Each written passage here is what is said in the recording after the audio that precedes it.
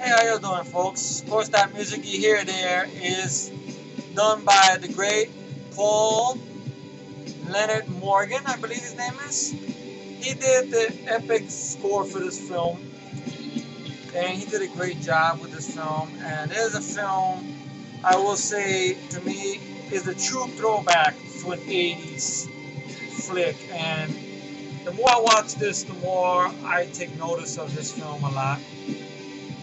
I'm also going to talk to you about reasons why I'm more and more in love with this film more than when I first seen it last year.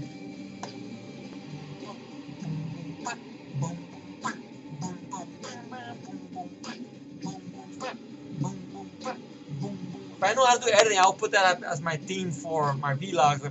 Like,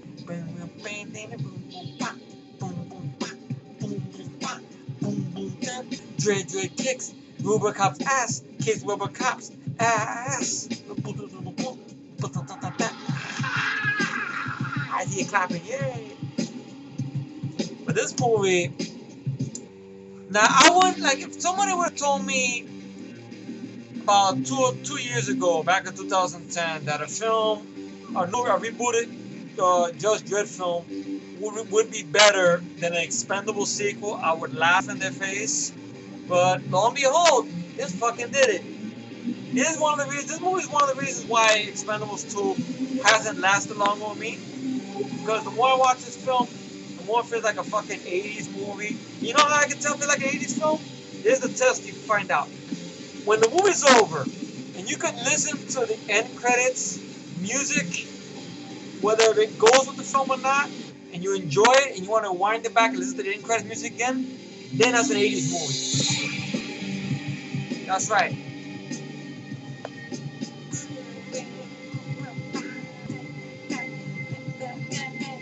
Mama's not the law.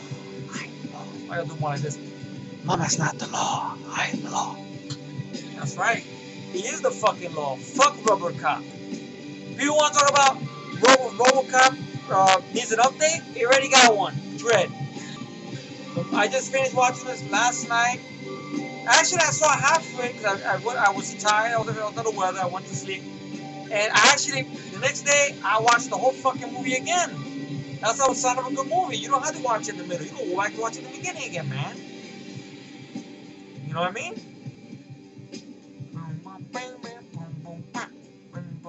That's an extended cut that somebody did of the song I found on YouTube. and everything like that. Very great soundtrack. You could tell that it might play again as I put it on repeat because I'm gonna play that music all through the review if you hear. I'm gonna go in depth into this one. I know when I reviewed this last year, I kind of was a little vague on it because I wanted you guys to get your ass to the theater and see it. Some of you guys were able to do it, granted and everything like that, because of the whole thing with how I was disappearing from theaters and stuff. And I'll be happy to say this film found its audience, you could say, through Blu-ray and DVD sales. And I know Carl Urban said in a statement that he's aware that the movie's found a fan base, or it's got another life on DVD and Blu-ray. But would I want to see a sequel to this? Fuck yeah. But the problem is that the writer, Alex Garland, for one, he did a great job.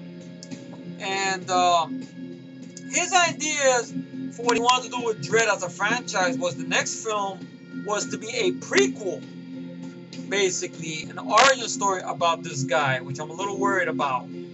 Because do we really need to really go in depth with this guy? Really? I don't know. I mean, part of me would be a little curious, but then I think it'll be a character piece.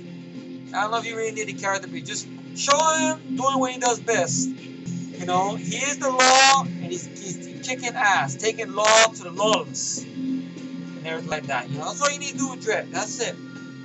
You don't need to introduce Rico in there, reintroduce him again. No. Maybe the ABC Warrior would be nice to see. I know there's talks like for a third film, they wanted to introduce the Dark Judges. That's where you get Judge Death, Judge Fear, and all these other judges in there. But I don't know how you would put that supernatural twist in this movie. And by the way, I want to say the way they made Dredd look and the film is epic to me, as opposed to the way he looked at it in the comics or the way he looked at it in that shitty Stallone movie, which I've never been a fan of. And watching this film, for the more time I watch it, the more and more I hate Stallone's film. Stallone admitted that when he did that film, he wasn't, at 100%, that he should have taken the role a lot more seriously. He shouldn't have taken off the helmet. Some people wonder, was that a big fucking deal? Well, for the essence of the character, it is. Because they're trying to say that the law is faceless. Which, okay, that's your meta you're going for, fine. And interesting stories of how it took a while for this definitive Dredd film for us to be seen. Now, during the making of this film, there was a lot of problems. Naming, the whole thing with you could say, reshoots, which that's usually a bad thing. And how a director, I guess, was fired. And because I know Pete Travis is listed as a director here, and I know this went into production for a while, I believe. I don't know, maybe you could say, I guess early 2010, if I know correctly. And Pete Travis, I guess when they filmed some stuff, they had to do reshoots. So Alex Garland being the writer of this, and Alex Garland before writing this, he had worked with Danny Boyle, and it's Danny Boyle's production company, DNA Films, that produced this movie. And Alex Garland was the writer behind 28 Days Later. He was the writer behind Sunshine. And he's being in talks to write the Logan Run remake. Stuff like that. I have yet to give another shot to Sunshine, which I really do want to do. And I hope you guys can hear me over the music. I hope I'm not just talking. You guys go like that. But it took a while to get done. Reshoots were done. I heard the reshoots were actually done to put more action in the film. So in that case, Alex Garland did a good job when he stepped in over.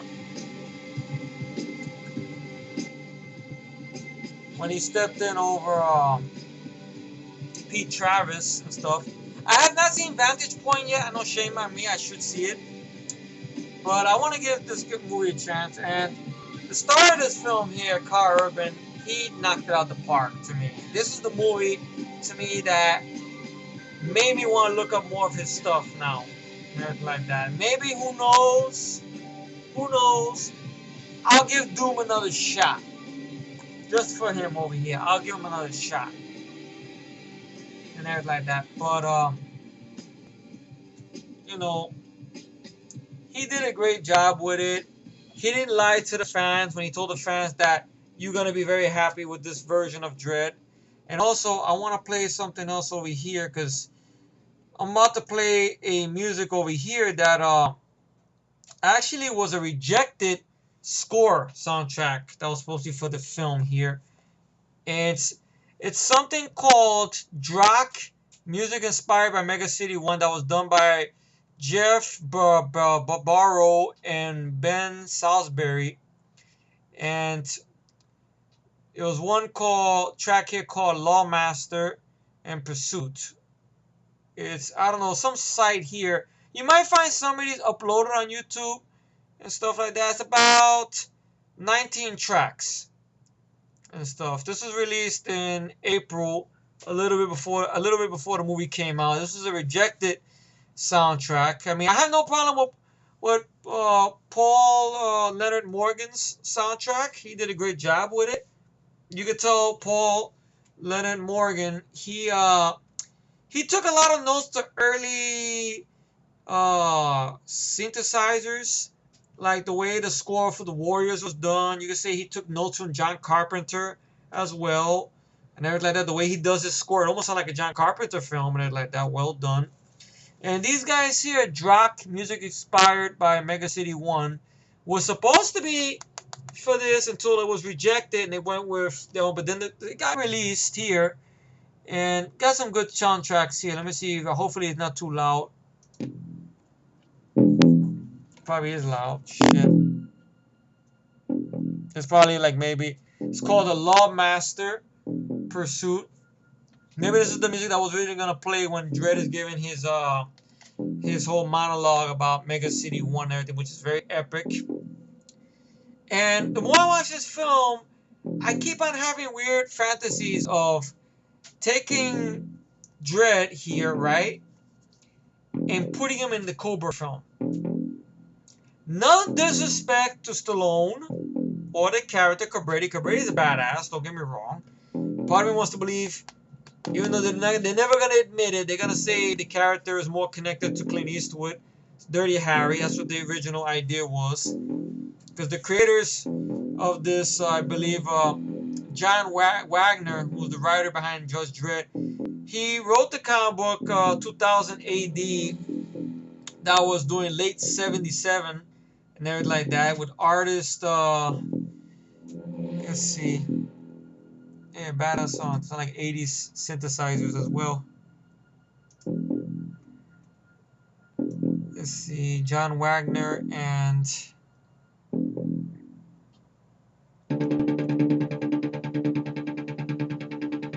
there you go. Yeah, John Wagner and the body count of the film is 102 people, pretty much. That's all people get killed and shit. Let's see.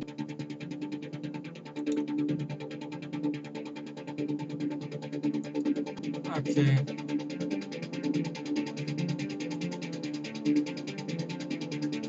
I think Duncan Jones was offered the film, but turned it down, not because he didn't like the Alex Garland script. Jonas said it was great, but because he had such a strong idea what he wanted to do with the Dredd film, but that he felt he could not bring himself to take it on and not do it his way. Maybe that's why. I mean, maybe that's what it is. Stuff, you know, it's kind of like, you know, it's a character that's got to be rooted into the thing there, and they didn't want to take chances with it because they did that with Stallone's film and it wasn't a success. And I remember Stallone's film, and Dredd in that movie is very different than Dredd in this film. Dredd in Stallone's version is an asshole with bad one-liners. I knew you'd say that. You know, it's like that just didn't work. And plus, the reason I don't like Dredd, just Dredd Stallone's version, is that I just don't like the idea of because that's the film people pick on the most when they want to criticize Stallone's acting. They do talk about just Dredd and stuff like that, which I can't defend that one. I can defend a lot of other Stallone films, but not just Dredd. I can stay this out. It seems like it's getting loud in here. I don't know if I'm coming in clear or whatnot. But that's Drac, pretty much. I guess I'll close this off for now. I'll close that off for now, I guess. I was going to leave the music playing, but it seems like it's a little too loud. And I don't want to be talking over music, if it sounds good or whatnot. But, Stallone's version, that's the one I was thinking about doing a rant on, because I've never been a big fan of it. Some friends of mine don't mind it, because they can watch it as a time waster, but no, I'm hard on that film, especially more after seeing this film and stuff like that. That was not up to the standard. I know Stallone openly admitted that it was a vanity project, that he shouldn't have took the helm up. It should have been darker. It should have been straight to the source material and everything like that. All the silliness and the last stuff with, you know, and everything like that with Court Adjourned and his bullshit fist fight with Armand Asante and everything. And putting clones in there, which you don't do nothing with. You got the ABC Warrior there for a little bit, but you don't do nothing with it. Rob Schneider's the one that kills ABC Warrior, not Dredd. You know, no action scenes with the Lawgiver. This movie has all that. No ABC Warrior, but it has other stuff to make up for it, though. But, I don't know. I'm going all over the place here. I apologize and stuff. People wondering I'm already 16 minutes into where's the review and everything like that. Well, what I could do is there's a lot of history behind the Dredd in general. I mean, there was talks of turning Dredd into a movie for a long time, dating back to the 80's. That's how long ago they wanted to do Dredd. Very long ago. Edward Neumeier and I believe Michael Miner, those guys, they wanted to do a Dredd film. But the rights were very expensive to get a hold of and whatnot. So they opted to do RoboCop, which even when they designed RoboCop and a little of that world of Detroit and the old city of Detroit and the way that the social commentary is, it's very similar to Dredd. Even when they were designing RoboCop's design in the early drafts of it, it almost looked like Dredd a little bit. So technically, you could say RoboCop owes something to Dredd. Granted, Dredd is not a machine, part man, part machine, or cop. You know, and I still love RoboCop. Don't get me wrong, but you know, it owed a lot to Dredd in the comics. All right, so that didn't happen. Then there was other times they wanted to do another movie with it, and Arnold Schwarzenegger was attached to play Dredd. But some stuff happened with the rights. One thing led to another. The project got dropped. So it surfaced around Hollywood for a little bit until, I guess, Disney, Hollywood Pictures, I believe it was, acquired the rights to it, along with Andrew Vanya's new company, Senate Trail, I think, who I think also Andrew Vanya also produced Die Hard with a Vengeance as well. All right, because Carrico was pretty much gone. I think Carrico had it for a little bit when Arnold was still attached to it or whatever, but that fell flat because all the project Arnold was busy with and everything like that. And plus, RoboCop films that came out, so it'd be too similar to RoboCop. So they didn't want to be drawing themselves a blank there. So it became a whole thing of Danny Cannon and that production group grabbed it and stuff. A lot of stuff got changed with the script.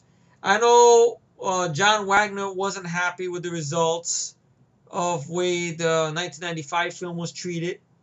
He wasn't happy about it. That's why he was, after that film, he was very cautious about doing another Dredd film for years later or whatnot. I can understand that being the case and everything. And all that. So it went around for a little bit and everything like that. And Carl Urban came on board for this. And now originally, Danny Boyle wanted Michael Biehn yes, Michael Biehn, or like Mike calls him Michael Biehn. Michael Biehn, yes, starred the Terminator and Aliens and Tombstone and Navy SEALs and The Abyss, many other films, was asked to audition to play Dredd. No disrespect to Carl Urban, but I would have loved to see what Michael Biehn would have done with Dredd. And even in the beginning, like Michael Biehn even told an interesting story behind it before the movie came out. I believe when he did a Q&A panel, which is a real fun one, you guys should look up, where he was answering questions left and right about that or whatnot. And he even said, you know, he was a little too old to play a superhero or whatnot. So he went to his agent and he said, why don't you just give it a shot? Try it out. So he went in. It was a videotape auditioned for Danny Boyle's company. So he said, all right, let me give it a shot. And he gave it an interesting audition, he said. And he waited for results. And ultimately, he got results back from Danny Boyle's people saying, oh, you were good, Michael, but you're a little too old for the part. So I don't know why the hell did you ask him to audition in the first place if you had no intention of giving it to him because he's too old. Even Michael Biehn said it. He was too old for the part. Part of me would have loved to see how he would have tackled this, but Carl Urban did not do a bad job, though. If he would have done a bad job, then I would say we should have had Michael Biehn, but it was what was happening happened. And Carl Urban before this, you know, really was known for playing Dr. McCoy in the Star Trek backdoor reboot movies, which he's always the best part of that reboot that people do praise a lot. I mean, Carl Urban, he did a great job. Before that, of course, he was in Doom, which I do want to give a fair shot with one day.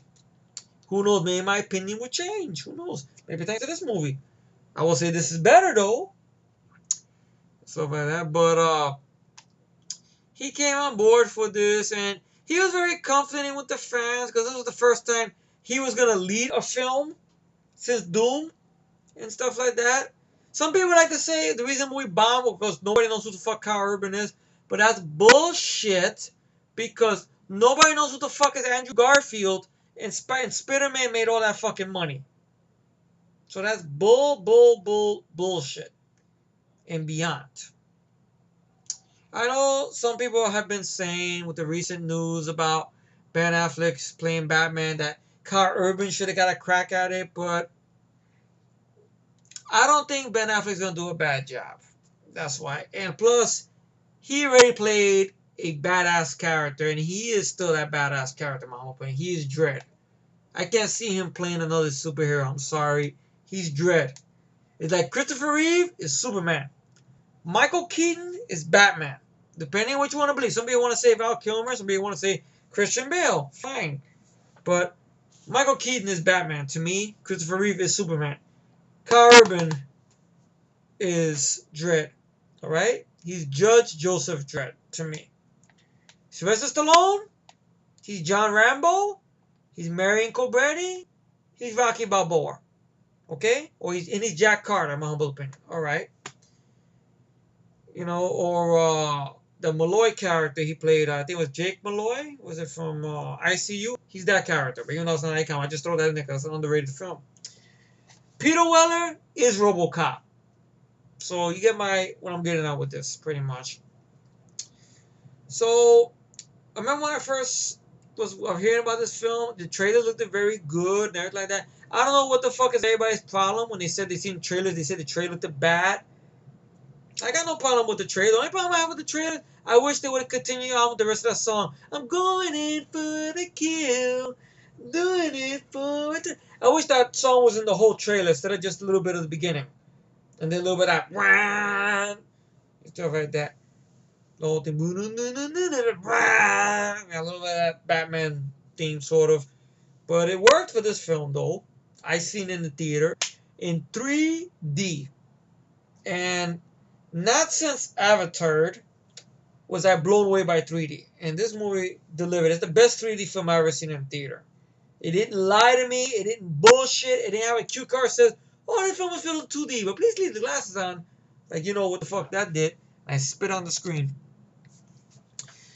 It didn't let me down. People want them holding this in for 24 minutes. Why am I not getting into the film? Okay. So, I went to the history already. Let's see. Alright. Let me go into the little bit of the monologue there. Because I love the opening of this. The movie is 95 minutes. About the same runtime as the Stallone version. But this one, I love the time spent on this film. Granted, it's not what I would call non-stop action. But the movie makes up for it in that tone. And I noticed the more time I watch this, I don't notice any shaky cam. I noticed that I don't feel there's any shaky cam in this film. And that's strange. The more I watch this, the more I pick up little things. I don't notice any shaky cam in this fucking movie. The camera's in one fucking spot. Even when Dredd shooting people, it's in one spot. If you do it with this film, why the fuck you can't do it with other films? Yeah, because of the whole thing. Oh, PG-13. RoboCop, I guarantee, is gonna have shaky cam. If it doesn't, I'll be fucking shocked. Dark and gritty. This is dark and gritty with R rating. It works. You get the very first lines of the film. With something about the monologue made me think of the whole monologue that Cobretti Stallone gives in Cobra almost. That's what it made me feel like.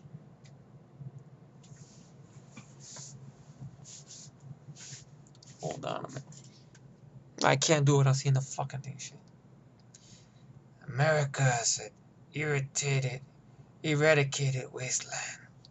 Within it lies a city. Outside the boundary walls, a desert, a cursed earth. Inside the walls, a cursed city, stretching from Boston to Washington, D.C. An unbroken concrete landscape, 800 million people living in the ruin of the old world. In the megastructures of the new one, mega blocks, mega highways, mega city one, convulsing, choking, breaking under its own weight.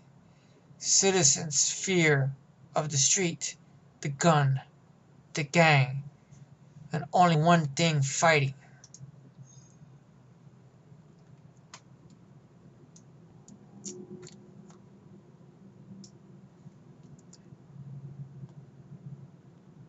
Only one thing fighting for the order and the chaos.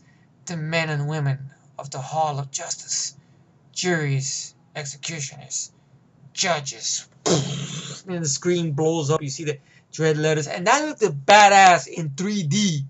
And it was real 3D. It wasn't 3Dix. Like some of these other movies that do half-ass shit. Like, I'm gonna throw a chainsaw this way. See if I go through the screen. Wow. That fucking movie. That's another one I'll be yelling about in 3 more months. And the movie opens up with Dredd on his fucking lawn, what do you call it? The lawn, whatever it calls. The lawn mover or whatever. I think it was the bike or whatever, the motorcycle. Speeding through the fucking highway. And you got the music playing by Paul or Leonard Morgan. And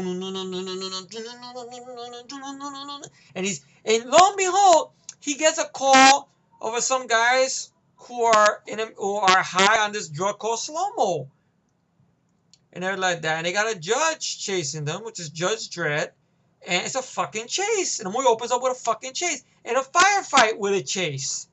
That's all in the opening of the fucking movie. And they're like that. And so ultimately this chase gets a little more crazy where these fucking guys kill this poor schmuck crossing the street with his fucking headphones, not paying attention. Gets run over. It's R-rated. And Dredd is like, Control, Central, Control. This is Dredd. The perpetrator just killed an innocent. I'm taking him down. And he takes them fuck down. He's got machine guns on the motherfucker. He fires it on the damn car, and the van flips over. He gets off the motorcycle. Crowd control. Pulls out his fucking lawgiver, and the lawgiver is a fucking character in the movie itself. Look at that motherfucker. That's one thing I got mad about Stallone's version. The lawgiver is only in the opening of the fucking movie. Then you don't see it no more. You see him when he's shooting at it, whatever, giving a demonstration to the cadets or the rookies or whatnot.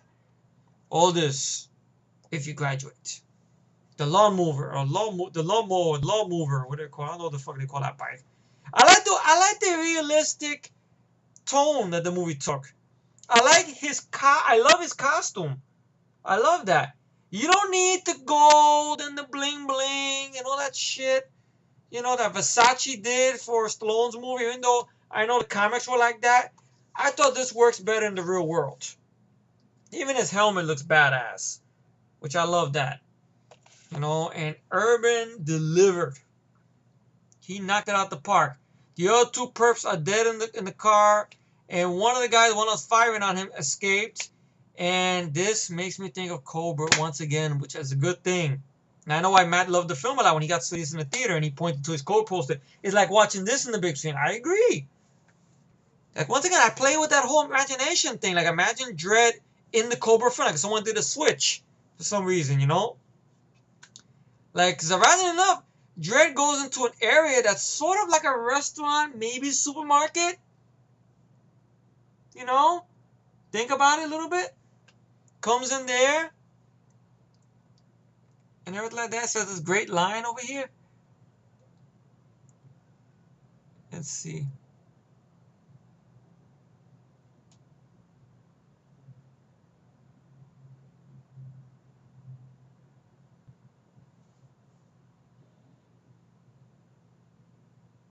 Let's see. I'm trying to find a fucking line. Shit. Come on, Dredd against the fucking perpetrator. Okay, here it is. He has a woman at gunpoint. He's like this, all cool and like that. Let's talk. About what, Judge? Release the hostage. Unarmed, I guarantee you a sentence of life in an ice cube without parole. Life without parole? That's the deal you're offering? Only if you comply. Your crimes include multiple homicide and the attempted murder of a judge. If you do not comply, the sentence is death. You know, you ain't a very good negotiator, Judge. Now you wanna know why? Cause you got no fucking leverage. You got no fucking leverage. Now here's the deal. You let me walk out of here, or I'm gonna blow her fucking brains out, okay? Negotiation's over. Hey, what are you doing? Didn't you hear what I said? I'll kill the bitch. Yeah, I heard you, hot shot. What was that? I said, hot shot. And the lawgiver fires a fucking flare in the guy's mouth. Well, that's not in the theater. People in the theater reacted to that. Oh, shit. Granted, I know it's a sort of a CGI effect, alright, but it looked good for the fucking money. I don't think you could do that in practical, to be honest. Blowing up somebody's head like that, like, shh, with the guy's in flames and everything like that. Just imagine that scene if it was in Cobra and Dredd went like that to Marco Rodriguez's character. Hey, dirtbag. You're a lousy shot. I don't like lousy shots. You killed a kid. You wasted the kid for nothing. Now it's time for me to waste you. Him come out and give those lines and shit, come out through there. Look, I'm a hero. Hero of the world. You're charged with multiple homicide and attempted murder of a judge. Sentence is death. You have to get television cameras in now. I can't do that. Because the sentence, how do you plead? Die! Brrrah! Guilty. Something like that, more or less. I don't know. Just maybe think of that a little bit. I don't know. Imagine Judge Dredd against the Night Slasher. You know that'd be a badass fight. Shit, nothing against Mama or anybody in this movie, but just imagine play with it though. You know, and once again, no disrespect to Sly or Cobra. No disrespect to that character. Just like to play. This is what I do when I'm bored sometimes. I like to imagine shit. Who knows? Probably when I watch Cobra again, I'll imagine Dredd in that movie and stuff like that. You know what your problem is, Anderson? You're too damn violent. I'm violent? What do you mean, sir? It's all that sugar eating, all that junk food. You gotta eat fish and rice and pears. I don't know, man might think I'm making fun of it. No, I'm not making fun of it. Just, I'm just throwing that in there. Why not? Make you laugh a bit, that's all. But ultimately, the next scene is, you can get a little satire stuff there a little bit, where they call for, to vacuum some of the dead people that this guy, Swimmer, Swanner, or whatever, shot up at this restaurant or this mall or whatever, and they're being scooped up in this weird vacuum cleaner type of thing, which I know I showed out to Malcolm. I was like, that's messed up. but he laughed at it though. And then he's at the Halls of Justice, which ironically enough, Halls of Justice, if you think about it, was the name of the headquarters Mad Max went to. Halls of Justice. John Wagner must have been a fan of Mad Max. Or Mad Max stole from this, because I think this comic strip came out in 77, if I'm not mistaken. I know Mad Max came out 79, so maybe George Miller stole from Dredd. I don't know. And ironically enough, they're both leather-clad lawmen. In the future, where your law is dressed up in leather, wearing the bronze badge. Yeah, we know who you are, Bronze. We remember the Night Rider, and we know who you are. And I'm just playing a little Mad Max games. I know. I'm going all over the place. It's an epic long review. Give me a break. So ultimately, he's going to see his chief judge, which is showing him a recruit who's having problems with her test and everything like that. But you know, the Halls of Justice want her to try her out in the field or whatnot. This rookie named Anderson, played by Olivia Thorby. This is Olivia Thorby's role I'm introduced to. Fuck Juno. Fuck all these other roles she's did. This is the one, to me, it's her debut. And I hope, and I like the way they did with her character, because once I saw they had a girl in this film, I had a feeling they were going to give her a lot of screen time and Dredd was going to be in the background. I was wrong. And her character was very good, because her character has an arc.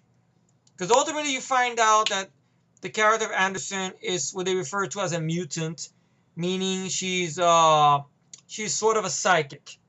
So I guess the Halls of Justice figured they could use one as a judge or whatnot that could help out something or whatever within cases or whatever. So the chief judge asked her to read the person to read who's in the room with her, and you get a little tidbit about Dredd. There's something about him. A person that since a man.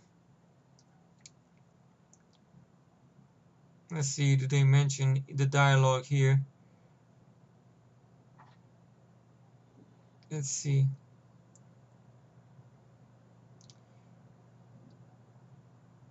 Let's see.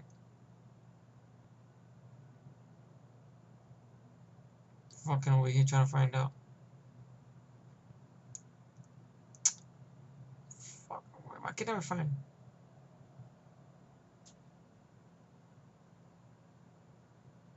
And usually when you have a psychic in the film, I know it's a kiss of death, but not this film. It actually works, and they toned her down some. They didn't just have her go, Judge Dredd, I don't think a judge, sir, I don't think we should go in there. We're gonna get shot. Judge, I don't think we should go here. We're gonna get hit. Oh, Judge, if you go this way, you're gonna get beat up. They didn't have her like that, which they toned it back some to have some suspense. Usually, if you have a psychic in a film, it's a kiss of death, but not this film. This is my humble opinion. And she tries to read Judge Dredd a little bit until I guess the chief judge tells her to stop because that'll ruin the mystique of the next film if it's gonna happen. And I'll explain after the video why I'm a little worried if it happens or doesn't happen in the end of this. So ultimately, he has to take her on, basically, for a 24-hour kind of a test on the streets with Dredd or whatnot to see how she does and everything like that. And Dredd basically gives her the automatic, you know, basically the whole thing right there. Give her a whole thing a sink or swim. Chuck her in the deep end. It's all deep end. Never like that. Basically, he says you'll be forced to carry out. You'll be forced to carry out online on the spot executions. Any failure to do so is an automatic fail. It basically gives her the rules and whatnot, and the statistics you hear about the crime.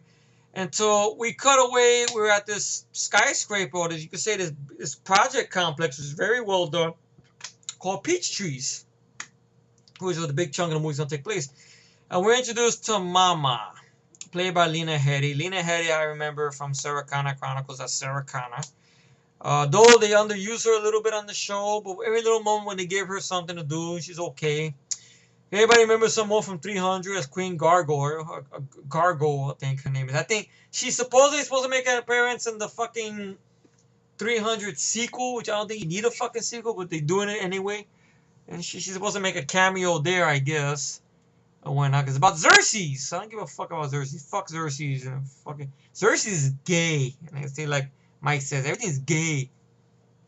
There's something funny he said in one of the box office fails video about village people. The movie's gay. He don't mean it in the auditory way. It's just, you know, everything sucks. It's gay. Oh my god.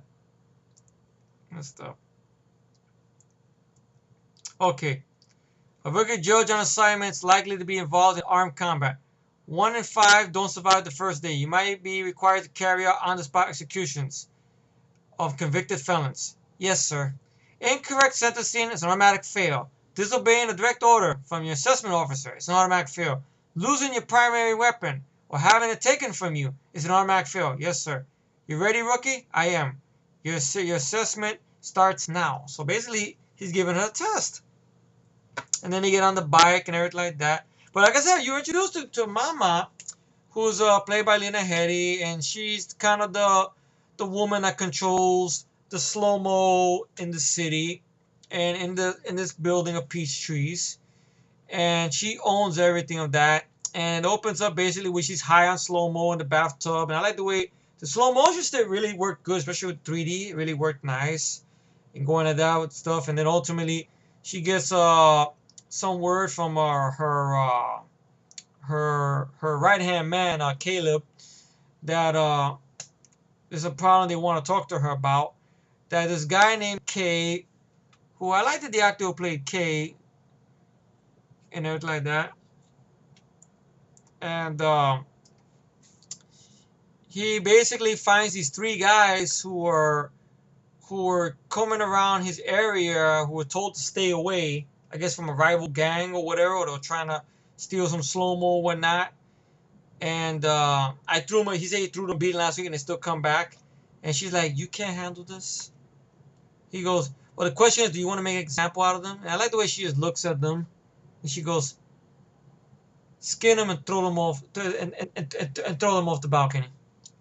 And then Kay gives this whole thing. You want to hit them up with slow-mo first? Sure, why not? And you hear them being skinned on the background and them screaming. And you get a good point of view shot of one of the people being injected with that slow-mo, which it slows everything on your brain. And you feel like everything's traveling very slow. And this is a horrible way to die. And they dropped 200 stories down to the death. But with the slow-mo, it feels like a longer trip, which is a very horrible way to go out. And I like the way this shot was done, where you see this lady walking with a carrier, right? Unless she's black. And body misses her, boom, right on the floor. And another one next to her, boom. And then she looks up, and she gets out of the way in time, and boom, another dead body is shown. And, you know, ultimately, it comes down to the computer of Halls of Justice. And Dredd gets this whole thing. He says, 12 serious crimes reported every minute, 17,000 per day. We could respond to around 6%. Which 6%? Your show, rookie. You tell me. So they decided to go to peach trees and whatnot. You get a little bit of dialogue there and stuff between both of them. I thought Olivia Thorby and Kyle Urban work well off each other. And I appreciate the whole thing. They didn't make it a love interest thing. So lo and behold, you can have a guy and a girl in a movie together. You don't have to make them fall in love, which I like. I appreciated that. It wasn't about that, which I hope they don't turn it into that, though. I don't know how the characters were in the comics. I know Anderson's supposed to be a big character in the comics, along with Judge Hershey and whatnot, which I know Judge Hershey was in Stallone's version. I think she's referenced briefly in one of the things responding to something or whatnot. I don't know if they'll put her in the next film or whatnot. I don't know what the dialogue is.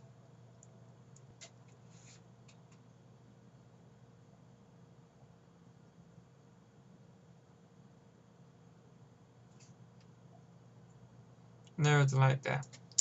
So they go in there. She talks about why she wants to be a judge and everything. She wants to make a difference. I like how Dredd goes, admirable. Rookie. Sentence. I mean, with your judgment. And he sees this vagrant guy, who's old guy sitting in the corner there. He's a vagrant. See so many days in the ice cubes and everything like that. I like what Dredd does. That's why it makes him different than Stallone's Dredd. Don't be here when I get back.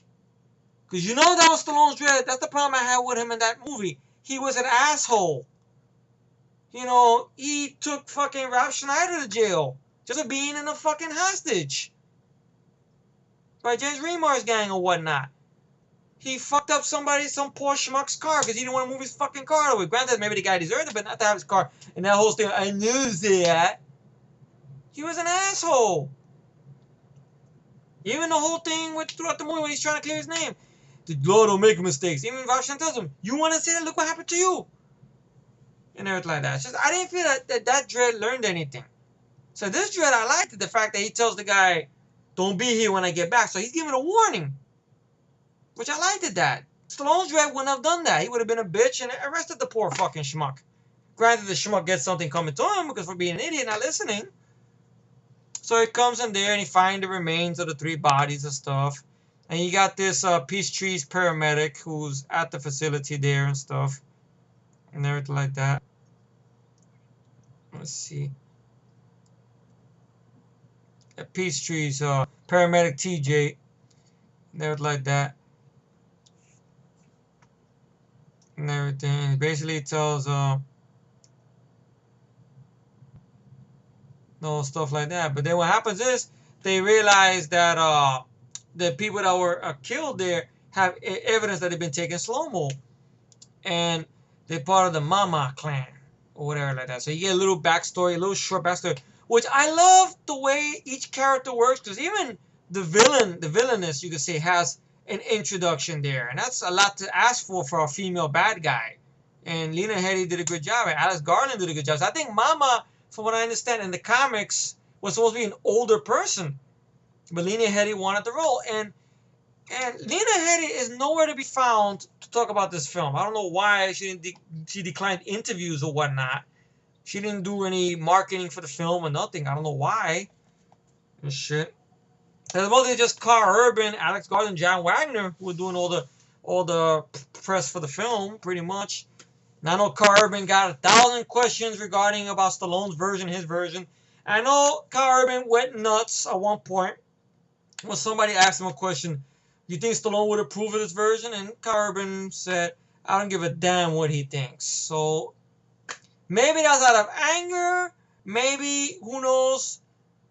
Maybe the way some of us feel about To Be or Not To Be Maguire, or the way we feel about Timothy Oliphant. Maybe that's the way Urban feels about Stallone. Who knows?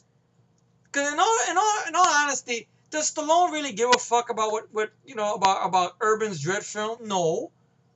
I mean, he openly admitted he knows he fucked up with that movie. He realized he should have took it seriously. That he should have turned on the fan over because it's getting hot. That he should have put on his A game more, took it more seriously, and kept the helmet on or whatnot, and maybe not make it campy or whatever. And stuff, not to ham it up with "I'm gonna break the law, I am the law," that shit. You know, he should have held back. Carver maybe should have responded a lot more better. But who knows?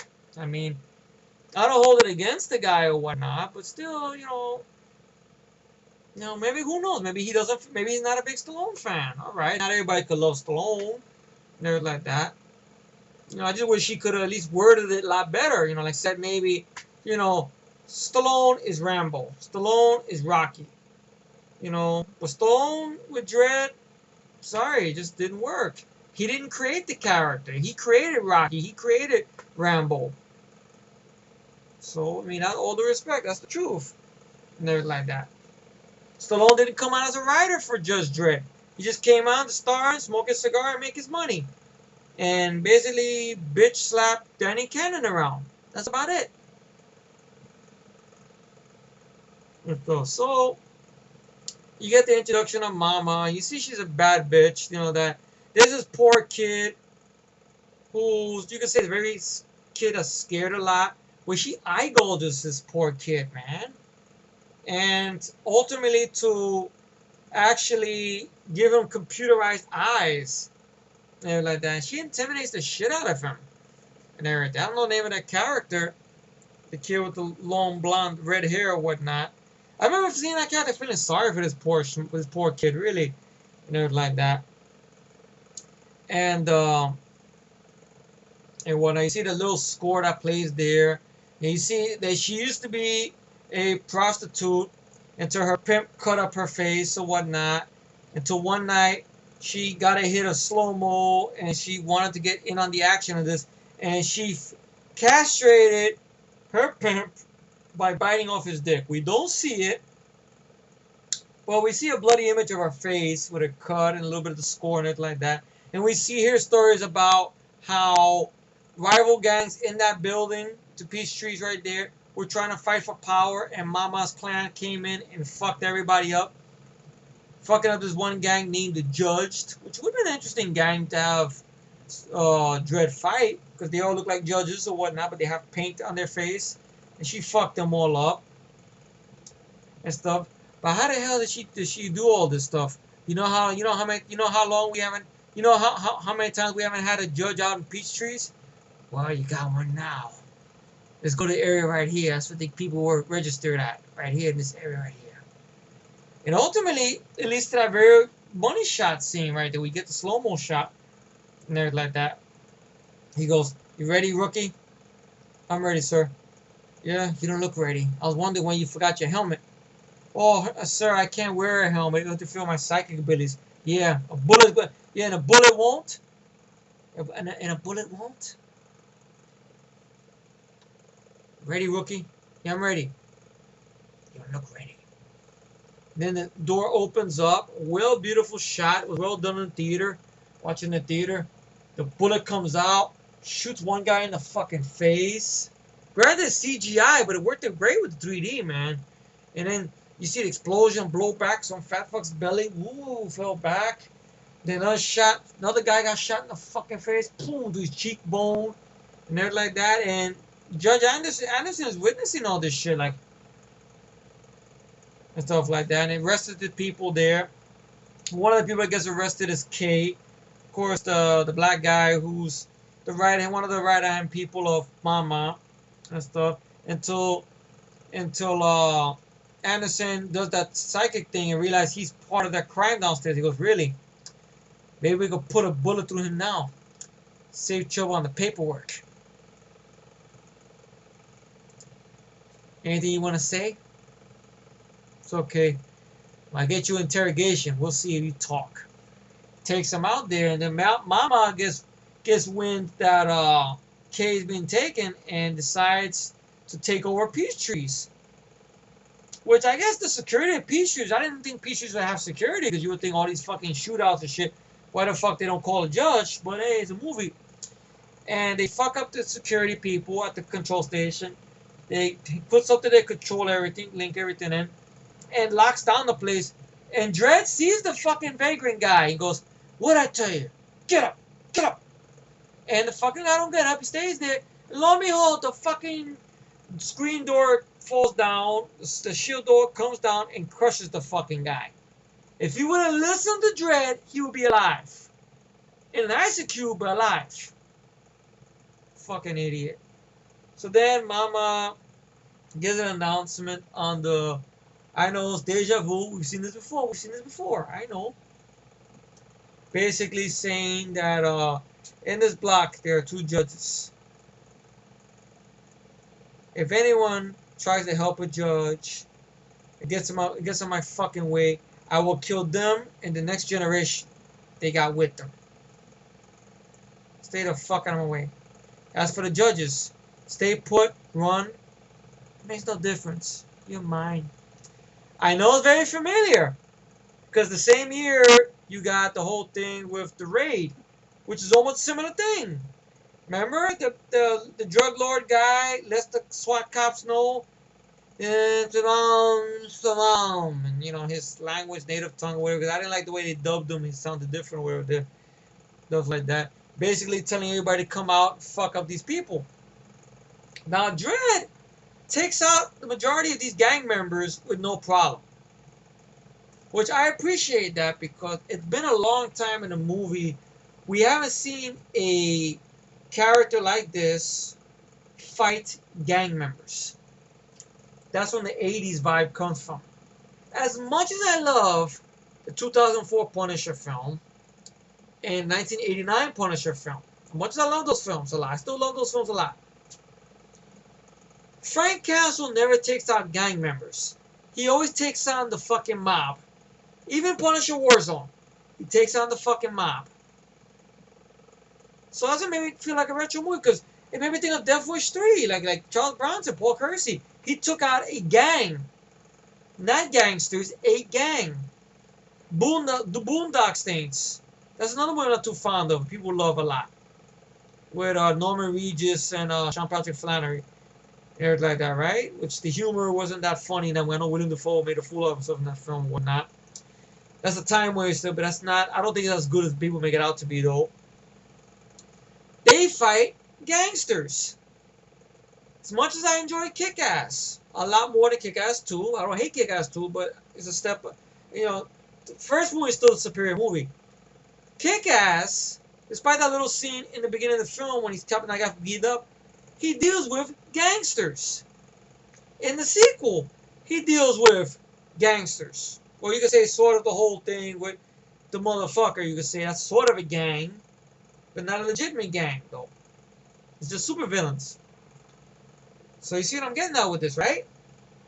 Even the raid, the SWAT team, those are not gangsters. Those are gang members. It's a gang. I mean, gangsters, I'm thinking of guys in fucking suits and like the white boys and shit from I Come in Peace.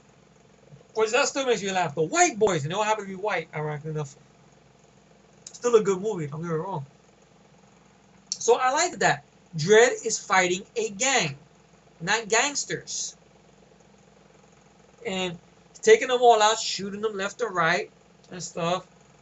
So ultimately they get put up to a corner and stuff like that, where they see a bunch of these guys there, which is close to, they're trying to get to the paramedic medical wing, right there where the paramedic TJ is at and stuff. We'll give him the info on Mama and everything like that. And there's a bunch of Mama's guys there and stuff like that. Citizens of Peach Trees, this is the law. The price immediately, or we will use lethal force to clear the area. You have been warned. You now have 20 seconds to comply. It's you doing the complying, Judge. There's 10 of us and only 2 of you. Why don't you step out behind the doorway, or we're gonna blow the fuck out of you. 10 seconds to comply. Fuck you, Judge. You got 5. I like Dredd has a slight humor, which I like. He goes, "Thanks for the heads up," and fires this little flash grenade thing. Boom. And him and Judge Anderson fuck all of them up. And lo and behold, Judge Anderson has to carry an execution on the spot. Some guy's about to kill him, shoots him dead in the face and stuff. And then Dredd goes to the paramedic, try to go inside there to hold up there, and he doesn't want to open the fucking door and stuff. And the dialogue goes like this.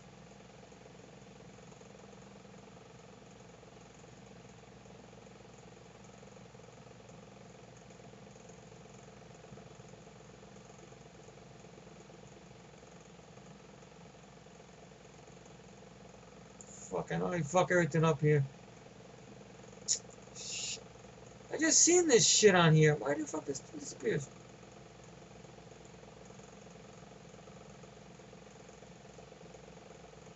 Okay. Open up. Open up. Negative, Judge. You know what's going on out there. We need a place to defend. Then you better find someplace else. This is a medical facility. Neutral ground. Neutral? You're not neutral. You're choosing sides. Peach Trees has been sealed by blast doors designed to withstand attack. No one's getting out. No one's coming in. And you have every clan affiliate in the block after your blood. There are no sides. You're already dead. So basically, the paramedic, being an asshole, doesn't want to let him in because he's afraid for his own ass. So Dredd has to go elsewhere and whatnot. And ultimately, you know, Mama gets wind that Dredd has fucked up a lot of her guys and stuff. And she gets pissed. And she closes up a corner right there. Boom. And I go, Dredd goes, that's not good. And she tells Anderson to go with Kay to hide in the corner there while he walks up this pathway here.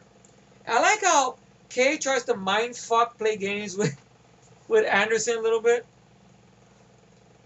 So, you're a mutant. Most of you poor fuckers got those 3 stumpy arms or no arms.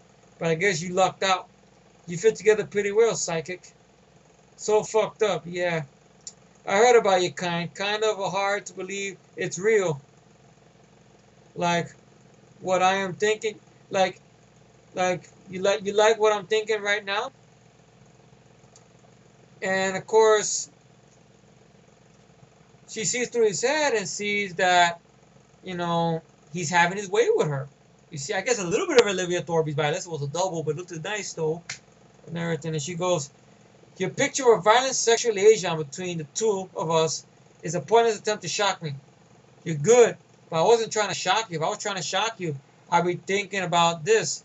Reads Kane's mind, and then out of nowhere smacks him back and said, boom. What are you thinking about? What are you thinking about now, huh? And she smacks the shit out of him, which I like that in the theater and shit and everything. Ultimately, Dredd is walking up this hallway, and you see Mama, along with her guys, are across the way of peach trees. And remember, she told everybody stay in their fucking place and not to help out any judges. Until ultimately, before that, Anderson tries to use some psychiatry to get one of the people to open the door to give her directions to an elevator, where she finds out is the wife of the guy she killed. And she tells him, get away from my family, please. And they understand why, because they know Mama will kill them and his family. So I like that judge did. Once again, Stallone's judge would have been an asshole about it. Well, you gotta help us. We'll put you in the executes. Because that ain't law. That bullshit. But Urban's Dredd didn't do that, which I liked at that. You know, he understood, okay, she can't be over here. We gotta go, okay. Which I know is a very similar scene to the raid. I know. Where the SWAT guy goes inside a room to one of the tenants help him out to hide or whatever. I know similar scene. I know this, man. I know. But I think this was in development before the raid came out. So maybe Garrett Evans got a little look at the script. Or by coincidence, they guessed the same fucking thing. I don't know. Maybe Alice Garland took a little bit from Raid. I don't know. Doing the reshoots. I don't know. Who knows? But I still love both films. Both films. They both had my #1 spot last year. And they both still #1 to me. Ultimately, then what happens is, you get the whole shock scene, which I like the reactions. I know originally in the comics there was no profanity. Everything would be like rock. They'll be like shit or fuck rock. Which I know I seen a video game they did of Dredd, the old Dredd during the early 90s or whatnot. Early millennium called Judge Dredd versus Judge Death. And that was the whole language you used, rock. But I'm glad that they fixed that and they used actual profanity to make it more realistic. So I like when Dredd sees those miniguns, he goes, shit! Which anyone would say. And just comes out of nowhere, fire! And fires the miniguns and fucks up half of the whole block of all the innocent people, women, children, everybody. It's just he really hate Mama a lot. He's burning all the people just to get to Dredd and stuff like that. And then, Dredd is running for his ass off. He's ducking and covering. He always gets blown back by some explosions and everything like that. Fucking up a lot of people left and right. So she's a vicious bitch. And ultimately, he uses his gun. He fires a high X, which is a high caliber, I guess. Blows a big hole in the wall and they run out. So the little skateboard ramp they got there, which is still high above the building, which now he can access his communicator now to call for help. But help won't be coming on the way, so he can't stay outside because then if the bad guys come out, all those teenagers that are out there, the skateboards, are gonna get killed. So he had to work their way back inside, stand their ground inside there. So I like what they Mama sends her right hand man Caleb and some of the people in there to go and take a look around. And it's all done in the dark to see if he's around, if he's dead or whatnot. And Dredd quietly comes in. You don't see what happens, but you hear gunshots. And you see Mama's face reacting to it. And then right out of the fucking shower, this is an epic scene right here. An ultimate fuck you to Mama, which I liked it. Dredd is dragging Caleb out through the shadows, out from the dark, which is a great moment, and just throws him right off the ramp of 200 floors off the building. Ah! And Mama just looks in shock, like, motherfucker, what did you do? And then he doesn't even look at her. He just turns back to her, like, fuck you, in a way. Like, you think that, wait till I get my hands on you, bitch. And just walks away from her, like, shit. And she's looking at her, like, because he really got her pissed off. Because not even gangs who try to get into her block pissed her off this much, as Dredd has. Which is a good sign from an 80s movie. When your hero pisses off your bad guy. And Dredd gets pissed off now. Grabs Kay. And you can say a little police brutality, but hell, you know, he goes,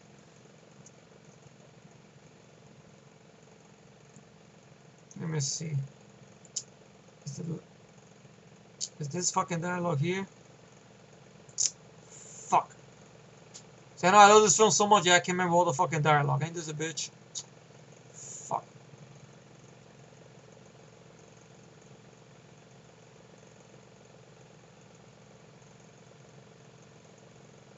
Anyway, I'll see that part later.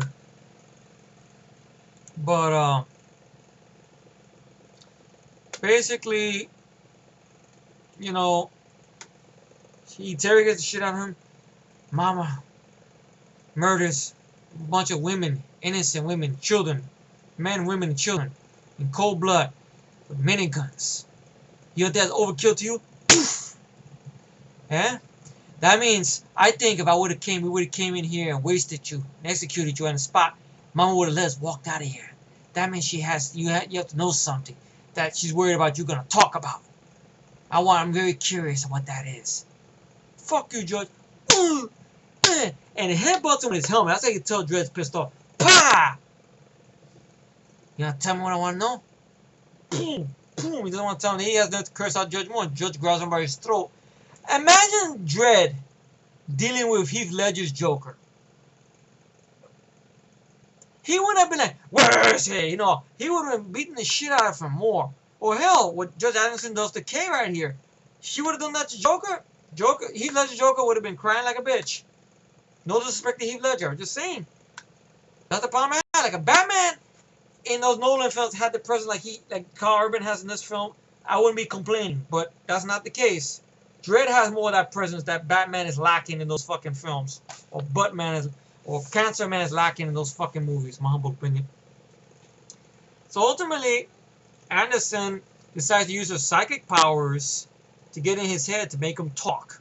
To get information out of him and whatnot. Which is a great scene there. And stuff.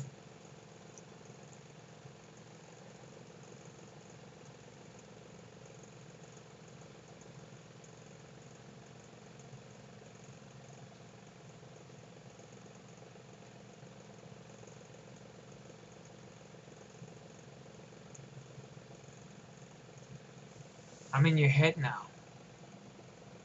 It's pretty empty in here. If I didn't have my arms tight, arms are not tight. My head, I do what I like? Sure. And then Kay shoots her with a lawgiver. Thinking about hurting me doesn't actually hurt me. Yeah. Points to you. Except that there's this thing. What thing was that? That I know how to freak you out. See, if you're talking about my fucked up head versus your fucked up head's gonna lose. And of course, you get the whole thing. She's negative. We don't see it. We just see a shadow. I guess Olivia Thorby has a contract. No nudity. Too bad though. Stuff.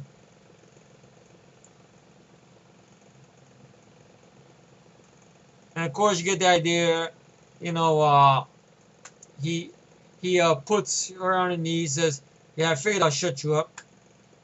And then out of nowhere, Anderson appears behind them, fully clothed. "Hey, I can play mind games too." Then Kay screams, "Ah!" Then looks down where Mama pulls her head away from his crotch and spits out something bloody. So you get the idea. She put that mindset into Kay that Mama bit off his shit, but she didn't really bother. She's just mind fucking games. "You fucking bitch, you sick fucking bitch." We haven't even started yet. And ultimately, she gets more into his head until ultimately it pulls back and you see that Kay pissed his pants. And I know before somebody says it, I can forgive it here because for one, Kay is not an innocent guy. He's a criminal. He's a bad dude.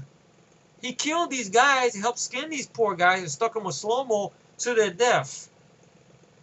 He's killed a lot of people. So him pissing his pants, I don't mind. A bad guy, despicable bad guy pissing his pants, no problem. An innocent girl running for her life pissing her pants, that's my problem. That's my problem. But that's the difference. And of course, you know, she gets the whole information out that Mama's the whole leading distributor of the slow-mo in the city, and that the little meth lab or little lab there, the slow-mo lab is in the building, close to where Mama's at. So ultimately, you know, this is where you get a turning point in the movie right there, where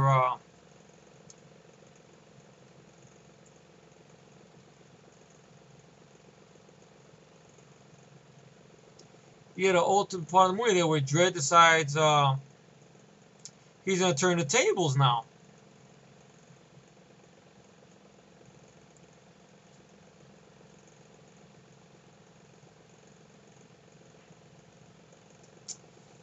Yeah, like that. Rookie.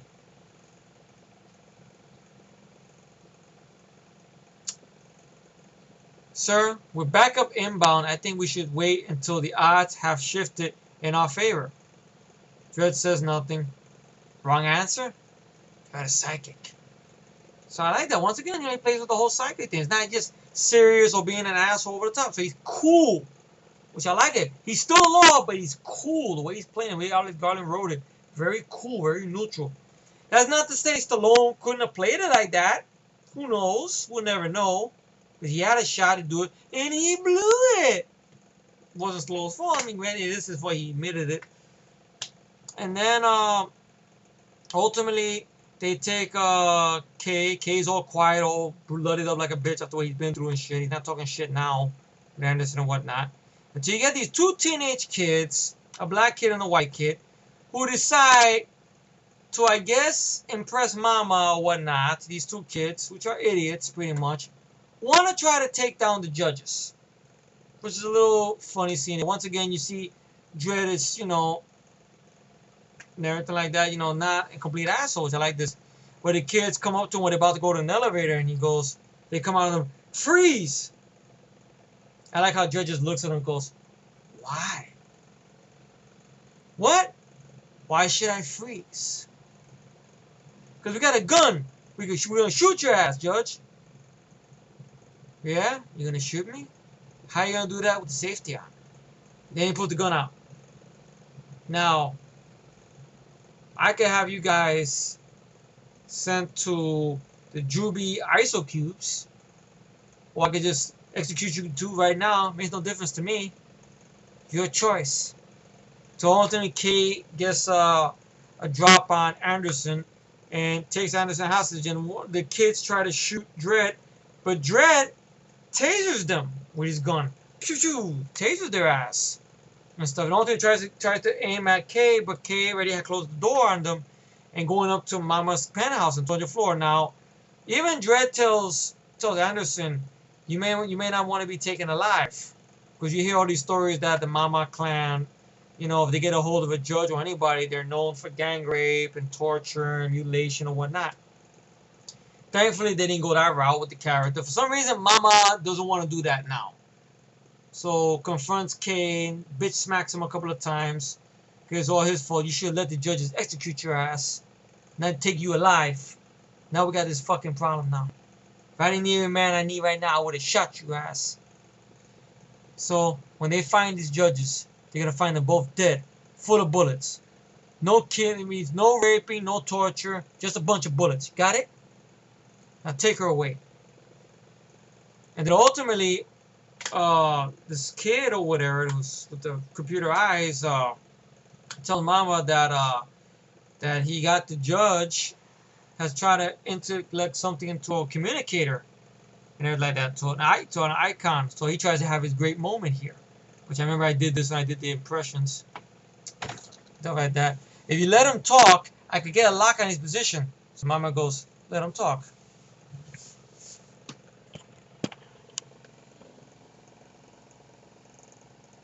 Sorry, I know my nose and my face looks fucked up this close. That's acne. What do you want me to do? Ah, fuck. Okay.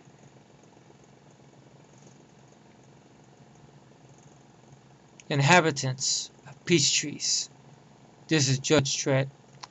In case you people have forgot, this block operates under the same rules as the rest of the city. Mama's not the law. I am the law. Mama's a common criminal, guilty of murder, guilty of the manufacture and distribution of the narcotic known as slow-mo, and as of now under sentence of death. Any who obstruct me in carrying out my duty will be treated as an accessory to her crimes. You have been warned. And as for you, Mama, judgment time. And Mama sends a bunch of guys there to get a lock on him in his area, and he gets a good fucking way to fuck them over, which I liked the scene. Even in the theater was great, where they fire on the little booth, communication booth where they thought he was at, which I guess he was there, and it turns out to be a dead body there of one of the people he shot up. And ultimately, he comes out with the lawgiver and says incendiary, I guess, which is basically napalm. Fires that out, it blows up, and it's a practical effects. People get burned. Like in stomach and everything like that. And I like the way the score plays while Mama's watching this shit. And everything like that. All the people watching like, oh shit. And just, I like the way the images too. You see, very iconic. You see, I wish I had a t-shirt of that image of Dredd right there. Or on a little avatar on the bottom of him, his face zoomed up. You see the fire and the flames on his visor and everything like that. It looks very epic. And he just walks away and shit. Because how the fuck are we going to stop a guy like that? And Mama just looks seriously at the screen and goes, call 911. You wondering what the fuck that was. And I remember in the theater wondering what the fuck she meant by that. And then you see 4 judges approaching Peachtree. You figure maybe that's the reinforcements coming or whatnot. Because remember, Dredd made a call and there's 2 judges outside that want to get in, but the kid with the robot eyes is being forced by Mama with a blade by his stomach, saying that he better tell them that the door is that there's a fire or whatnot or whatever, the bullshit or whatever. And so the judges that come in is 4 judges. Let's see. Notice the dialogue here. Judge Lex, Judge Chen, Judge Chan, and I believe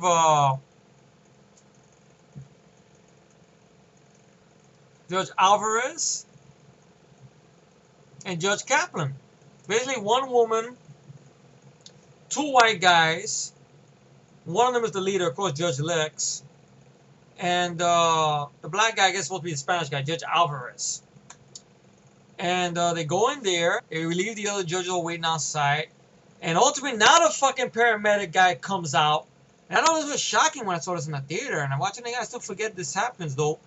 Where they say, I guess Judge started one-man war over here. And everything like that. Wait a minute, that's not what happened. This is involving the Mama clan. Will you testify to that? Sure, I would. And ultimately gets a lawgiver right to the back of his temple. Pa! And then ultimately goes to see Mama, and you realize Mama has these judges on her payroll. It is probably one of the few times in the film where Dredd has to deal with something a little hard to deal with, because through most of Mama's guys, he goes through with no problem. When he gets these other judges, that's when the little bit of his struggle starts now. which is good to see a character go through that struggle though. And he kicks ass though. And Judge Lex says, "You know this, Judge? No, I do. 1 million credits, split 4 ways. You got the other judge there? Yeah, she's alive. Make her dead." I like that the guy they got to play Judge Lex. Because ironically enough, I don't know if they cast this guy on purpose. Because the way he looks with the helmet, Judge Lex, he kind of looks like the way Dredd looks in the comics, if you noticed. Like a very, very big, meaty chin with a nose, big nose.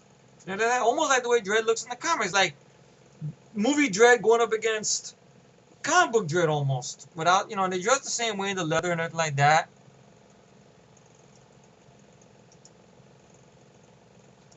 And these judges here, 4 judges. Judge Lex is played by Langley Kirkwood, who did a good job. I like Langley Kirkwood. Hopefully he'll do more work. Hopefully I can see him do more stuff. And he did a great job playing this. I guess you can get this veteran. You could say a veteran judge, I guess, who's tired of the system or whatnot. And I just take a buyout and fuck everybody over and shit. And I like that fact that even in this future, there's still corrupt cops, or in this case, corrupt judges. They're not all gung-ho standing for the law. There's some guys, some of the judges that want to do their own shit. So I kind of like that idea. That's why I didn't catch that off guard. Like, wow, these judges are not. I kind of like the way some cops are here. You hear our cops being corrupt or whatnot and all this shit. So basically, what happens is, you know, they hunt down Dredd. Dredd bumps into Judge Chan, who Dredd suspects something wrong there. He goes, "I called in for me and 2 judges, me and the other judge. Why didn't you ask me about the other judge?" And gets into a struggle with the guy, knocks the guy's lawgiver out, and Dredd gets into almost gets choked by him. He goes, "Choke on it, Dredd," and Dredd shoots him in the foot, and headbutts him into the rail. And Dredd does an ultimate fuck you thing with his lawgiver, where he just looks on his face and just goes, hits him with his lawgiver right in his fucking throat. Pah! Breaks his throat. Choke on that. But I like the way he said choke on that. And he's in there choking on it until finally Judge Lex and Judge Alvarez find him. Basically, and find him, he's already dead. And ultimately, Dredd makes it to the slow-mo lab. Everybody gets the fuck out of there.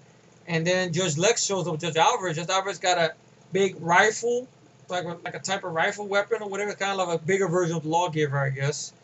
And starts, he goes something about, like, Dredd goes on about something about,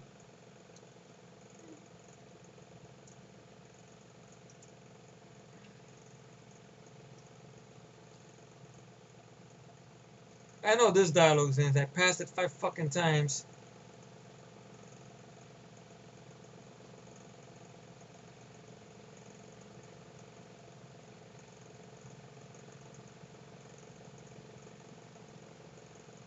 What's the price of a judge these days?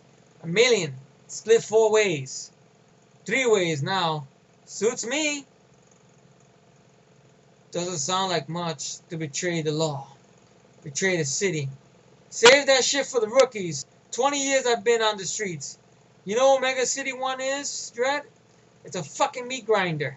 People go in one end, meat comes out the other. All we do is turn the handle. And stuff. And then you get a little shootout there. And Dredd is almost suspended because Dredd is running out of ammo. And stuff. He's trying all these things. Double whammy. Rapid fire. And nothing's working. And ultimately he gets one weapon that works. High X. And blows the fucking head off. The helmet and the head off of Judge Alvarez, which is a good scene. Like a holy shit scene. Boom! Blows his head off. Granted, it's not like Scandals or Maniac, which that would be nice to see it in this movie, but just boom! Blows it up. You see half of the head there. And ultimately, I like how Judge Lex reacts to that. Motherfucker! And it fires on Dredd and stuff, and Dredd is out of ammo. At the same time, Anderson is about to get ready to be killed by Kay. And everything like that. So, wow. Sure you did your parents proud, huh? I always wanted one of these. You know, You guys really missed into when you went into the Mama clan. You know, I guess you're not cut out for this type of work. You know, if you wouldn't have got killed today, it would have been tomorrow. And stuff like that. Let's see. I know that dialogue is here. Fuck.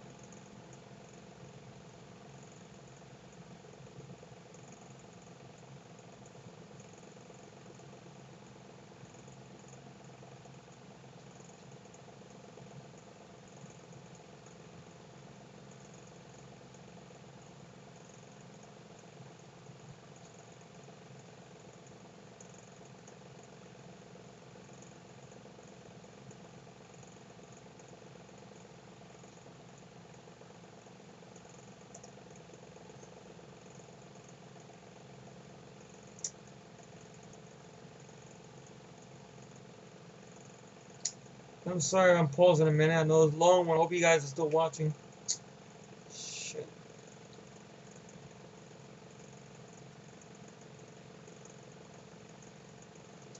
So basically, a case about the shooter with the lawgiver.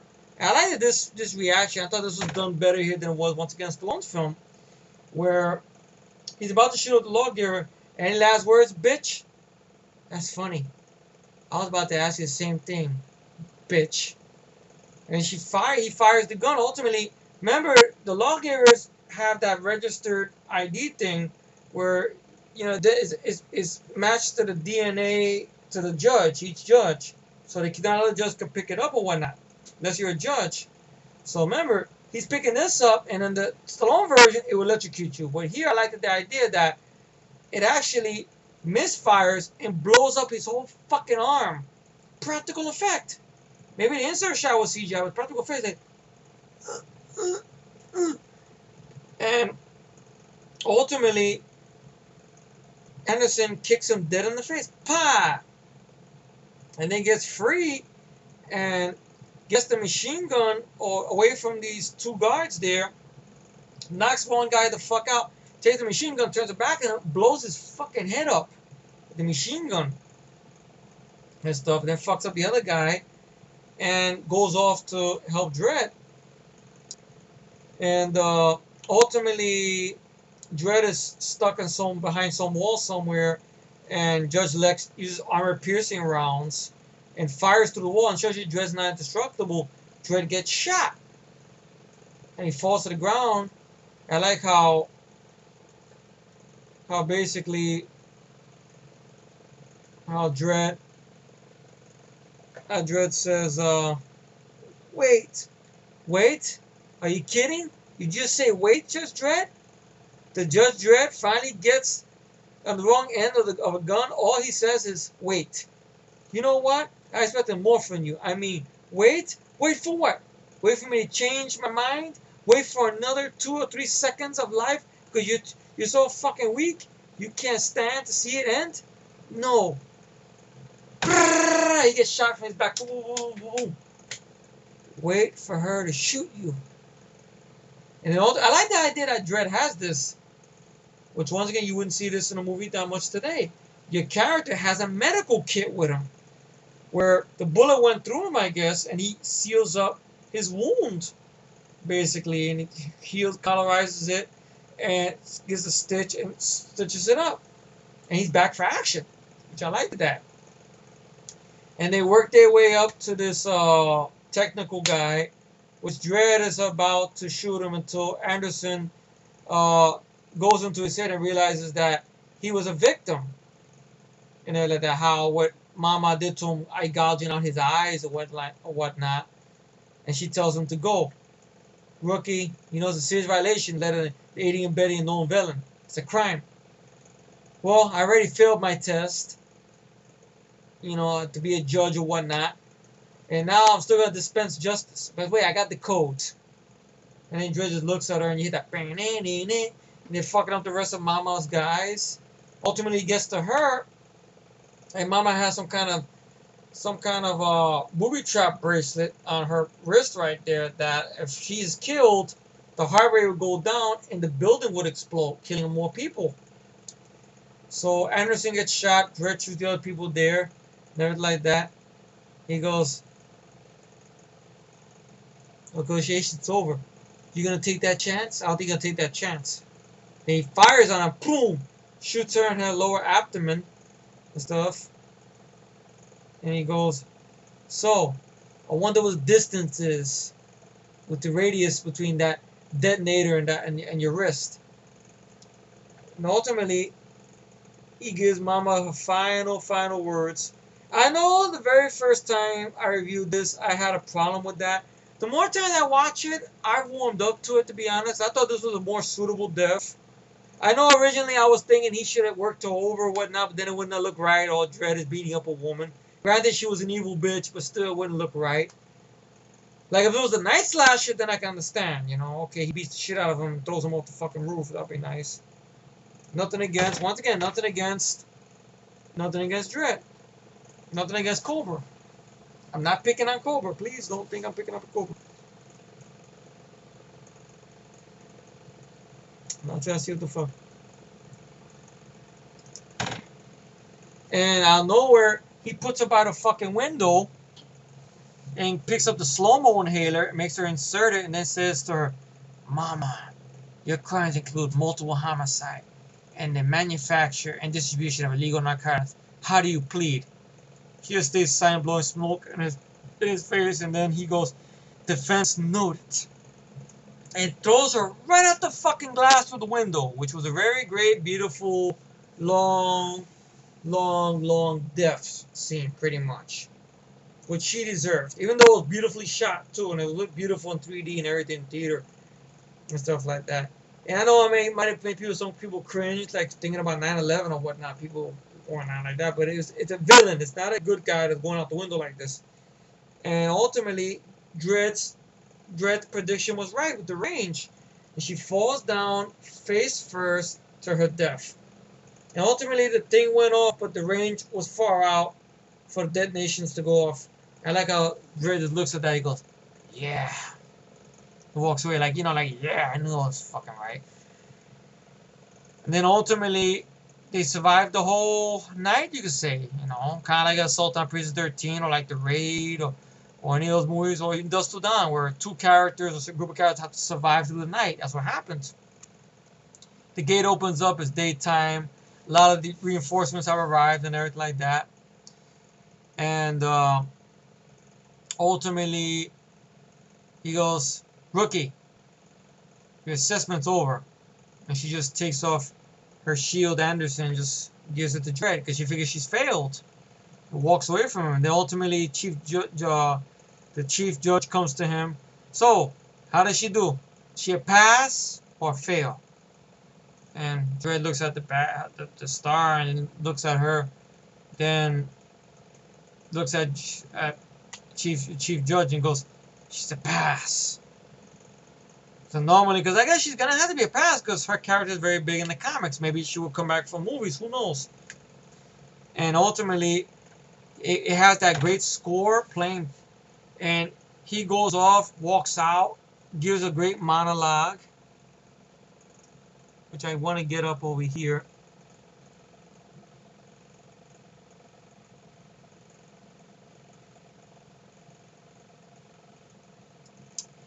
Mega City 1.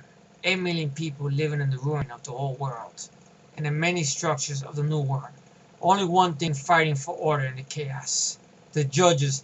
And the movie ends. It starts with him on a motorcycle, it ends with him speeding down there with the fucking motorcycle. You see the fucking Halls of Justice symbol right there. And that's why I love this fucking movie. Now, would I want a franchise with this? Yes. But part of me is a little worried. I'll explain why now. Because lately, with exception to the collection, sequels haven't been that good, to be honest. I mean, Expendables 2 is an example.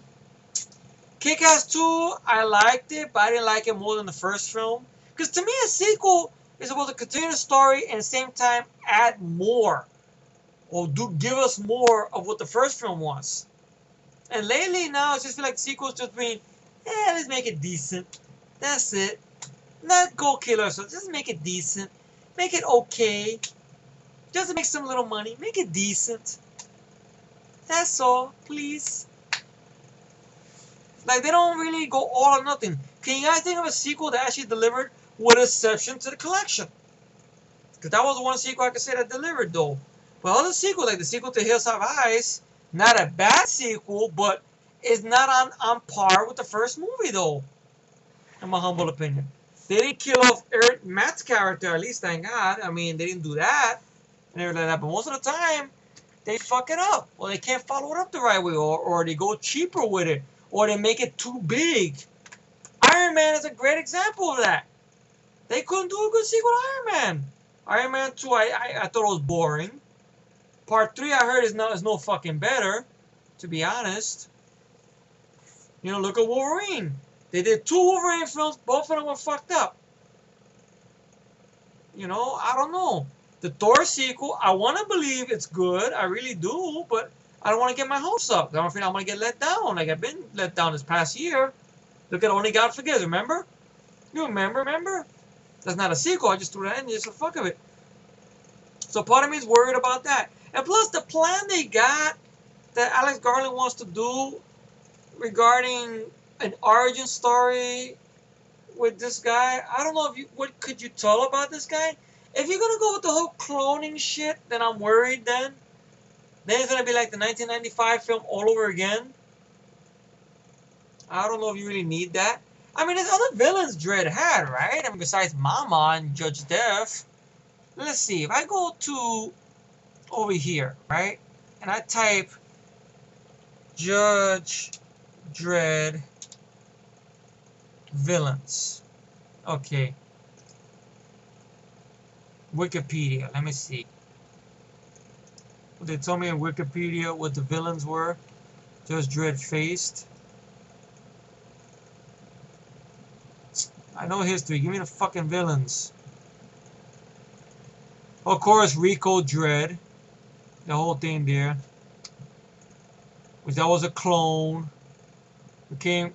You see, wait a minute. You see, Rico Dredd, I guess, according to Wikipedia, was Dredd's brother, forcing Joseph to imprison him 20 years. Later, Rico sought revenge. Joseph was required to kill him.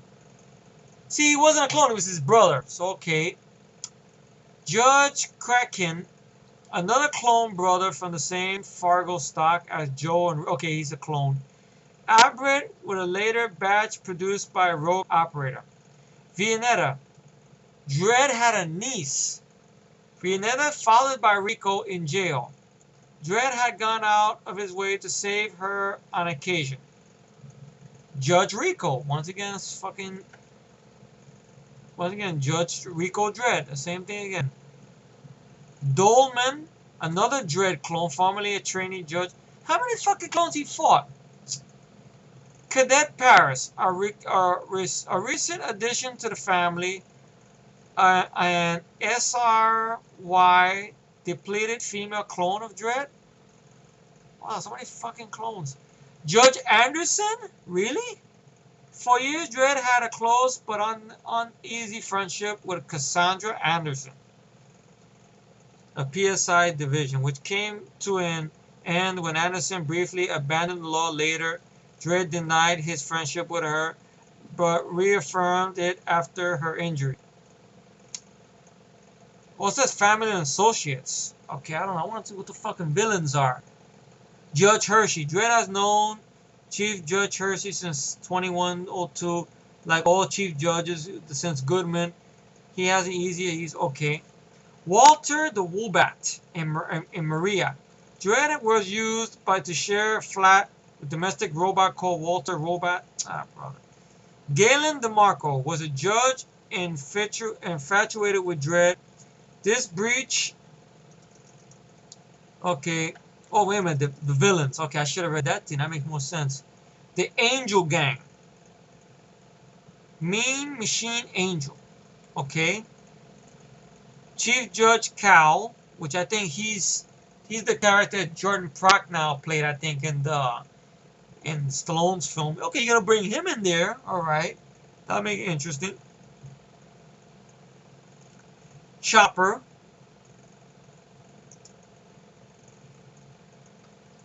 Marlon Shakespeare, fictional character, British. I know what the fuck you made background guy.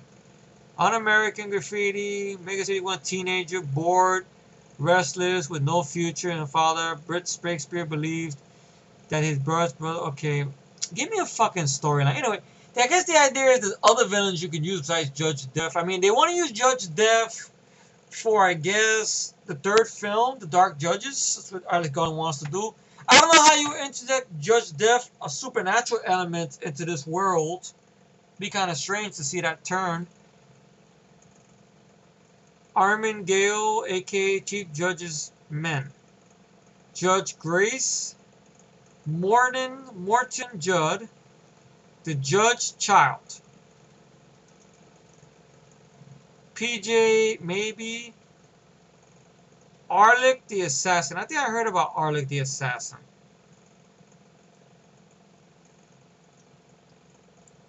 Story to the Apocalypse War, epic storyline.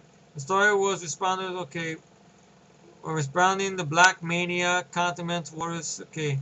During the incident, he also killed the original Judge Grant Giant, who had discovered his activities.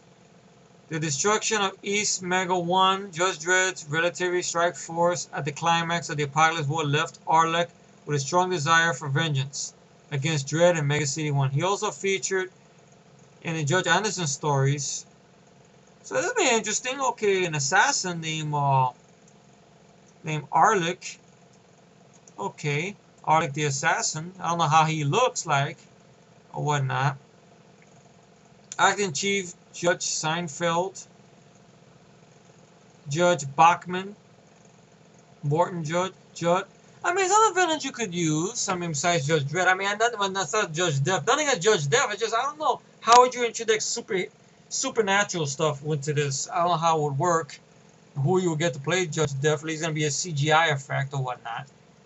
And stuff. But the movie has a strong fan base. 7.0. I love the film a lot. The more I watch it, the more I fall in love with the film.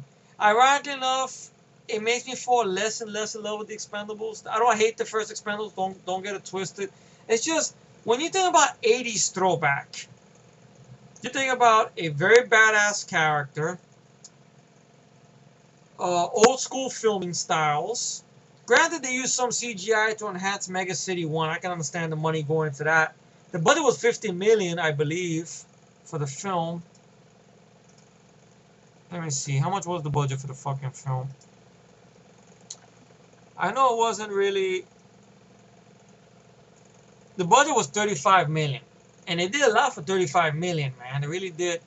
And sad to say, on box office, it didn't make back the money because Lionsgate being very fucking stupid, pushing the 3D on the people, and a lot of people were not going to pay top dollar for 3D. They should have maybe left it an option, maybe? Like maybe a 2D showing or whatnot? Instead of just pushing the 3D on people. 3D tickets are expensive. Some people want to say, man, because nobody in America knows who Dredd is, or whatnot, or bad marketing. I don't think it's bad marketing. Or maybe it's the release time. It came out in September, as opposed to a summer movie. Maybe they figured, last year was the year of the Avengers, basically, in Dark Knight Pisses. So if this would have came out against the Avengers or Dark Knight Pisses, it would have got ran over pretty much, basically. So maybe they didn't know when to release the shit, or whatnot. You know, because this to me had a thing of a summer blockbuster to me, as opposed to fucking Dark Knight Pisses or whatnot. And this is the better film, my humble opinion. Carl Urban owns as Judge Joseph Dredd. I'm proud to have this icon on my avatar down there. And in a strange way, I've grown to like this character. He's my boy, pretty much.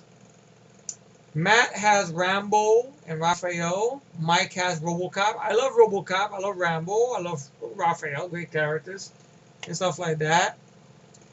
You know, Michael has Captain Kirk or whatnot because he's Star Trek. He's a Trekkie, I guess. And everything. I guess Mario has the Dragon Ball Z stuff.